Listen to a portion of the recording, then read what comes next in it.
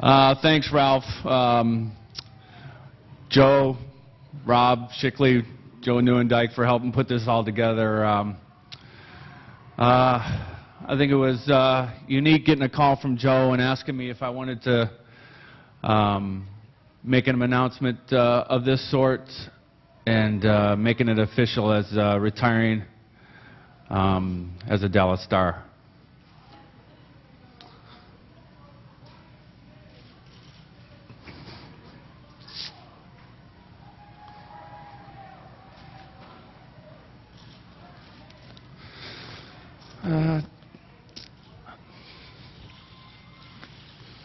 Thought I'd get through the first sentence.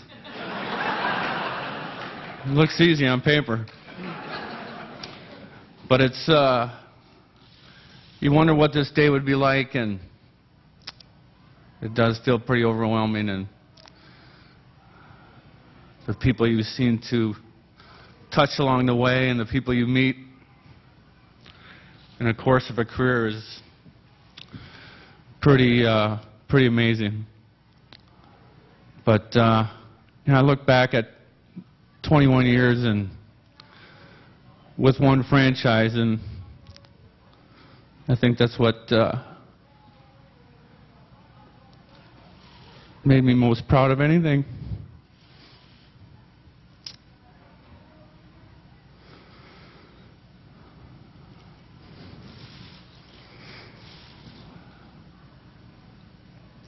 Fans in Minnesota and Dallas have been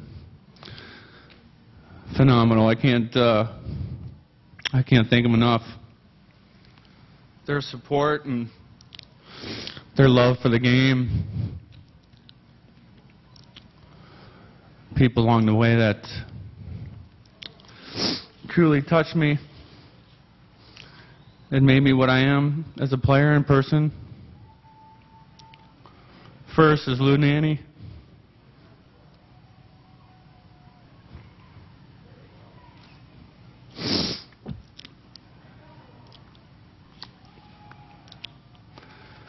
As a kid, just 18, just being believed in and drafted as an 18-year-old American. Certainly beyond my dreams. Being the second American ever taken first overall in the draft, and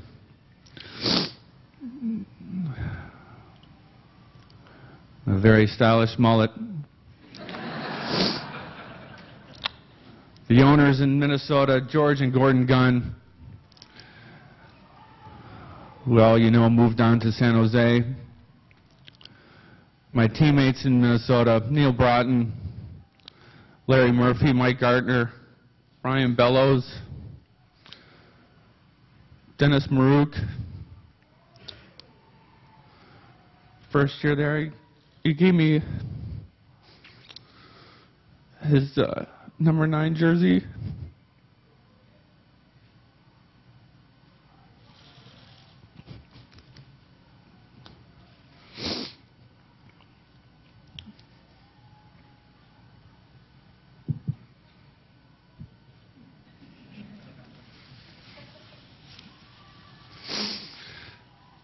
Stu Gavin, my first roommate for 3 years.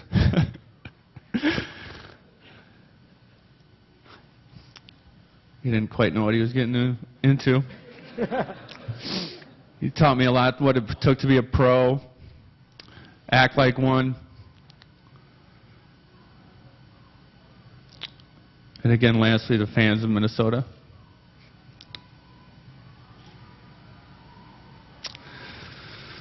But next was Dallas. And that list could be a mile long as well. Kelly and Norm Green.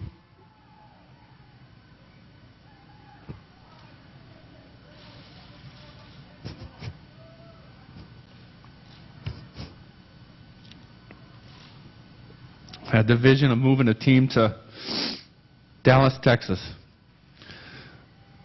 We heard that in Minnesota, and we kind of cringed. We didn't know what to expect in Texas, and certainly we didn't want to move from Minnesota, where we thought hockey was and is the heartbeat of American hockey. But it was gutsy. We knew people in Dallas didn't know much about hockey. But I felt honored to be one of those original Dallas Stars and watch hockey grow in the state of Texas beyond belief. It's just something we never thought, I think when we first came down here, that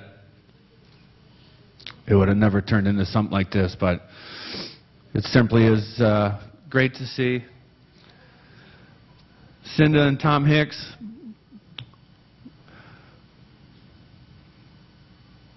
for their dedication and commitment to excellence. An open-ended checkbook, and thank him for a lot of great contracts I've had. They made me definitely feel like part of their family. Mayor Ron Kirk, for his vision and his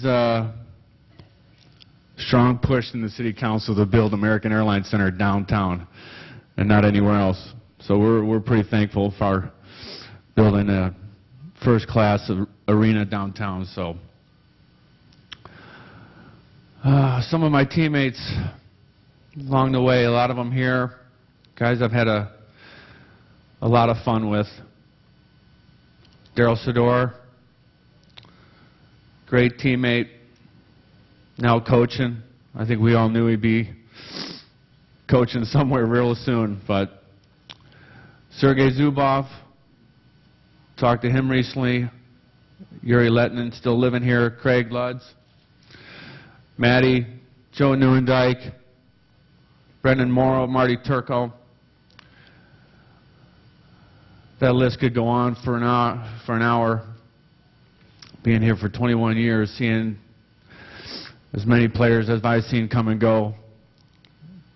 Maybe 300 or 400 people, I don't know. A lot of players. Brett Hall, Mr. Brett Hall. For all his friendship, support, bringing a guy to our town and our team that helped us obviously win the '99 Stanley Cup. But that whole team, that whole era, that whole time for us, seems like yesterday for me. And it goes fast. I try to tell kids and guys that I played with and young guys, it does go fast. It'll be over before you know it. And when I was told that at 18 by these guys in Minnesota, I just rolled my eyes. I said, no, you're 35 and old, and you're going to be out of the game soon, so why would I listen to you?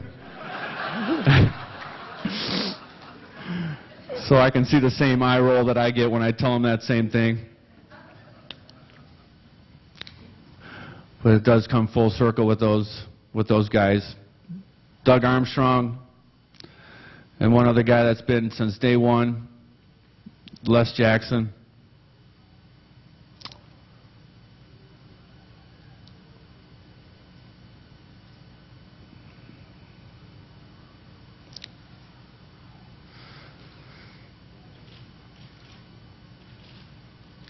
He's been there all the way, every step.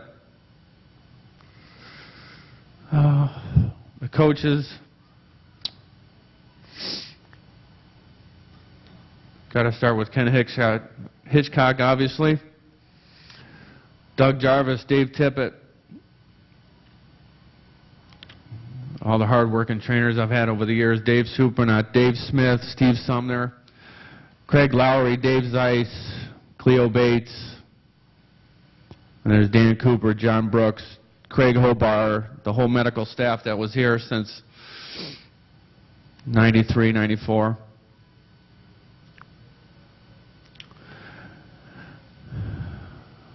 All the media here in Dallas. They've been great friends. To help us build this sport in a town that strictly cowboy town. We knew that going into it. It was going to be a tough sell and entice people to come to watch the game, but we always thought if we got them to the arena, we got them to Reunion or the AAC, that they'd fall in love with the game. Just the speed, the grace, and the finesse of the game. I think we did a good job of being able to ride the coattails of the Cowboys. Tim Cowlishaw, Mike Heika, Jen and Mac Engel, Mike Ducey, Newey Scruggs, Babe Laufenberg, Bob Sturm, Dan McDowell, all the other clowns at the ticket. Of course, Randy Galloway, one of the first guys that called me in Minnesota, asked me all about the game and what to expect.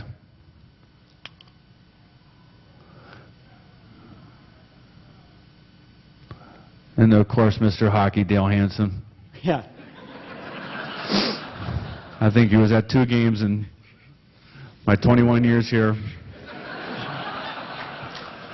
Somehow we got along. Maybe that's because we both had an infatuation with golf, I think. But all the employees at Reunion, American Airlines Center, all the security staff, all those people, they've been here since day one. That they never forget a face. Then came Detroit. Go play for the Wings. Kenny Holland had a vision. So did Mike Babcock about maybe coming to Detroit and having a rebirth of some sort. Just for them to think about me to come play for their organization, certainly a thrill. Opportunity I don't think I could have gave up. The Illich family, Mike and Marion, my Little Caesars days back in the day, growing up, they did everything for us, helped us travel, helped with our gear, all the sticks that we needed. Just a great family. My teammates in Detroit, played up against them for years, some of the most amazing guys and skilled players I've ever saw in one room. You can see after 1 year with them why they're at such a level that they're at. But they were great. I appreciate that experience and the opportunity to be a part of that. Of course, all my minor league coaches, youth coaches along the way. Prince Albert Raiders out in Western Canada, who gave me an exposure and experience about hockey that no idea a kid from Detroit was in for. The type of hockey that was played out here.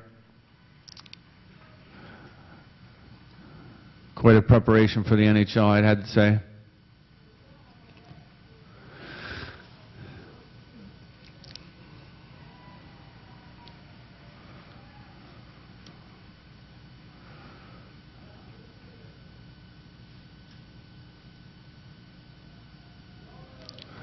Couple guys I need to thank directly.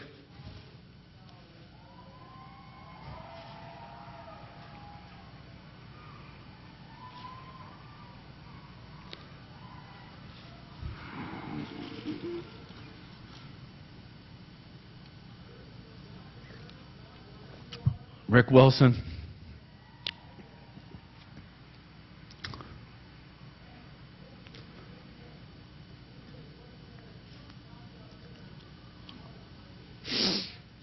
Called me in the middle of the night, 1985.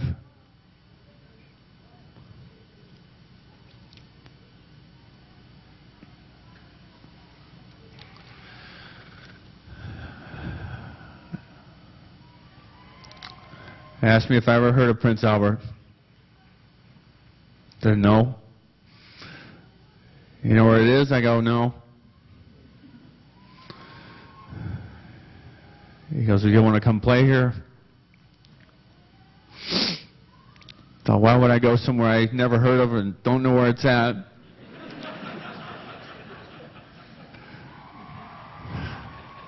To play hockey. He convinced me in about an hour. Talked me into it.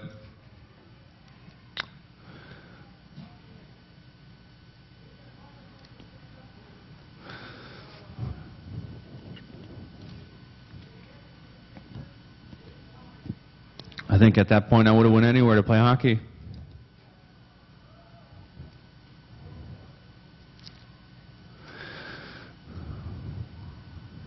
He just said, just pack a couple things. If you like it, you can stay.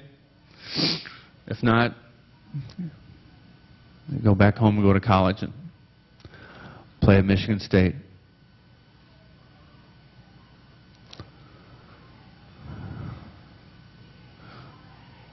Our relationship is still, 26 years later, one of the best ones I have. I owe a lot to him.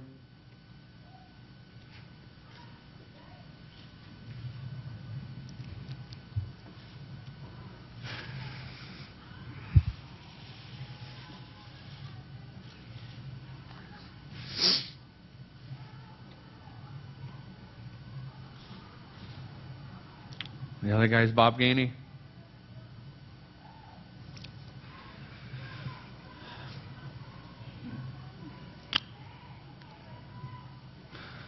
Probably the smartest guy in hockey I know.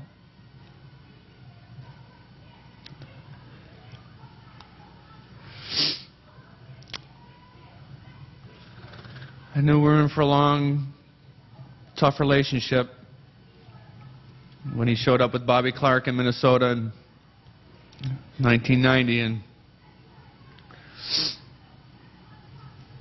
told me, Mark Tenorti, I'm glad to meet you. So I'm not Mark Tenorti. I thought then and there I was in trouble. He taught me a lot of things, how to play the game, me as a mentor at the right time, at the right place.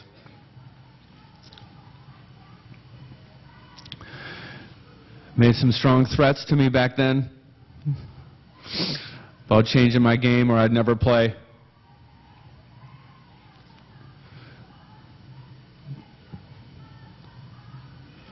I didn't believe him. I just was a teenage kid coming out of juniors, rolling the eyes once again at him, acting like I knew everything and how to play the game. But he just taught me a lot of things other than just being offensive, thinking one way, trying to be a couple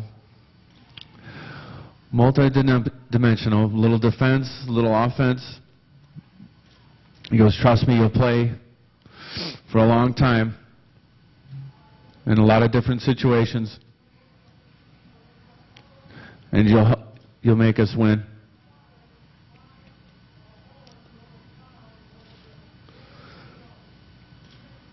He was a smart guy.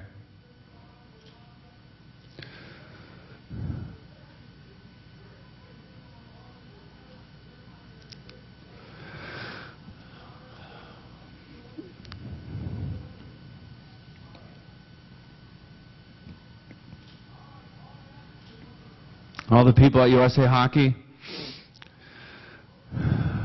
long list of staff there, people that included me in a lot of things there. Gave me some great opportunities and experience to play around the world.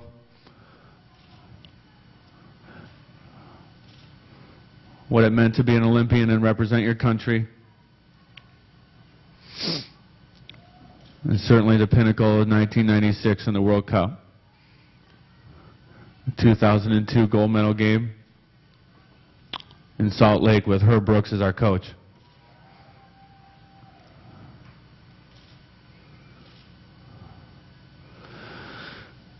But it's been amazing to look back at the time I had with a lot of people.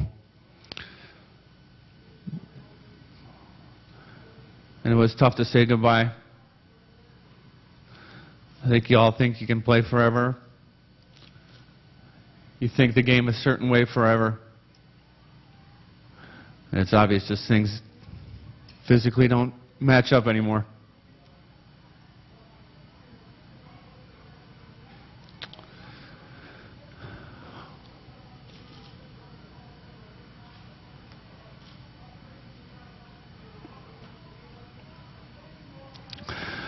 Lastly, all my family,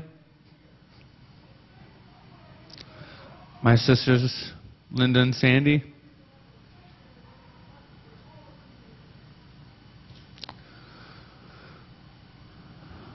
for all their support. My wife Mandy,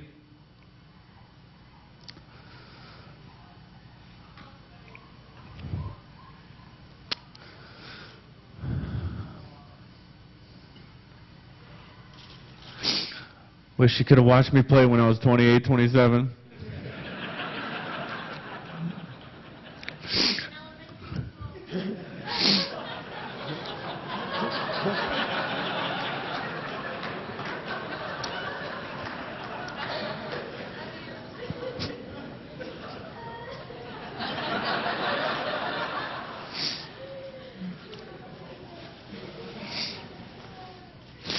Anyway, she's 30 now. Stood by me through thick and thin, and I think the best of our life is yet to come.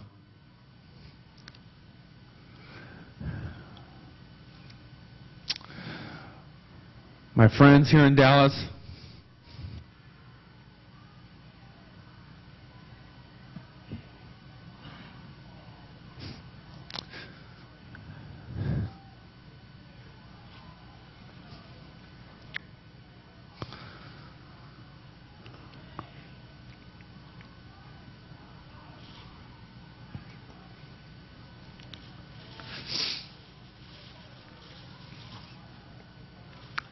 people who kept my life pretty much in order off the ice.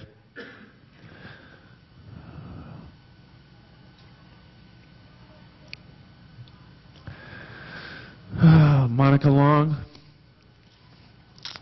I think she's here somewhere.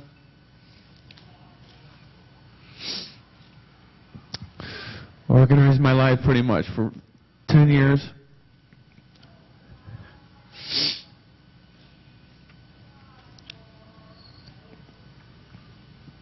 I think anybody who's played with me here knows who Cheryl and Alex Lilly are.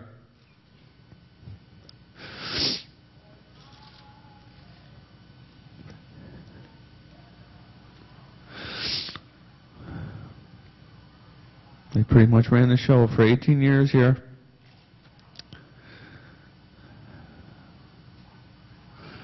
David Kelton, Charlie McKinney,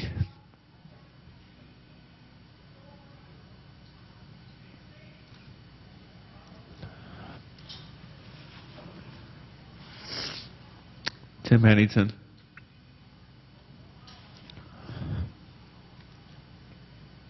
tons more guys that are here. Came to be here today. Thank you all for coming. Finally, my mom and dad.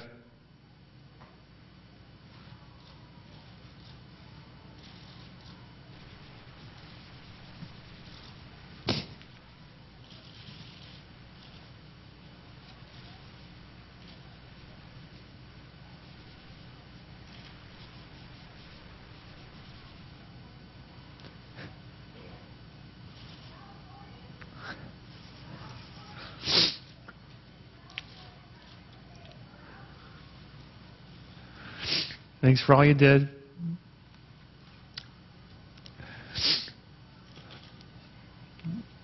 Hey, small.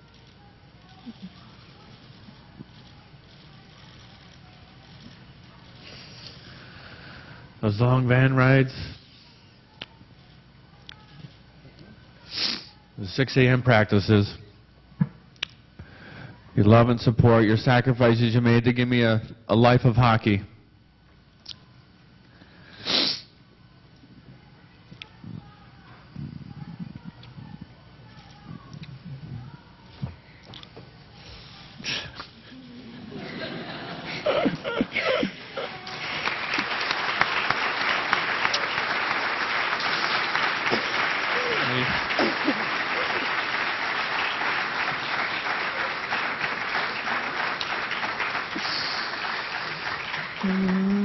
Go sit down.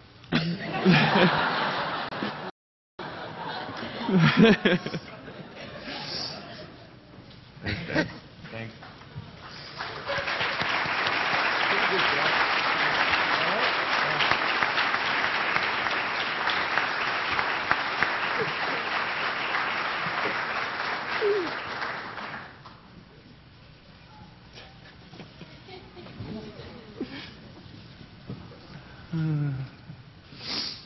So I think that's it. Thanks, everybody. You've all meant a lot to my life and my career and on and off the ice. I couldn't have drawn this up any better, any more ending than to be here in Dallas, where home is. Thanks.